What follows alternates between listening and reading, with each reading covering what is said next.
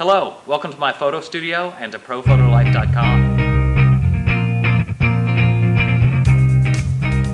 In our first DIY lighting video, we did a basic tabletop setup. Today we're going to do something a little bit larger. We're going to get a little bit more sophisticated, but we're still going to be using the handmade acetate screens for diffusion and the stick-in-a-can light stands. So let's take a look. I think you'll be surprised at the versatility of the stick-in-a-cans and all the different roles they can play in the studio. We're going to start out making a boom using a stick-in-a-can and a 1x2 piece of wood that's formed into an L bracket using a metal bracket just to make a simple L shape. We'll hang our clamp light on the end of that. You can see it's not going to be super steady though. We need some way to weight it down or balance it out. So we can take another stick-in-a-can and clamp it to the back side. You'll see that the wood in these stick-in-a-cans is anchored on the outside of the can. Well, it's on the inside of the can, but toward the edge. If you just plunge it into the center, you're not going to be able to do things like that. Now we're going to make a background stand. We'll separate two of them out just using A-clamps. Another piece of 1x2 scrap wood left over from making these things.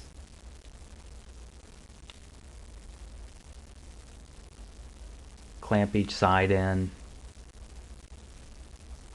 I don't have it perfectly straight, but I definitely will get back to that. So we pull the paper down. I've clamped the paper on the right hand side with an A-clamp, and now I'm going to use regular old packing tape to hold it to the floor. We used to use expensive gaffer tape, but now it's time to save a little money, use the packing tape. We'll photograph a chair just because it was convenient. And now I'm going to set up a diffusion screen to work with the boom. So it's going to work as an overhead softbox. You see this screen is about 2 by 4 feet. It's bigger than what we used in the first video.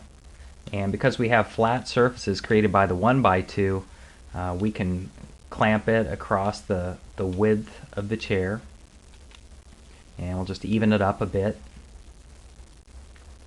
Now that we have it in place directly overhead, I'll put the boom into position. I've switched the light on, and we'll just make sure that it's centered well and doing what we want it to do. So we have our overhead softbox, we have our background stand.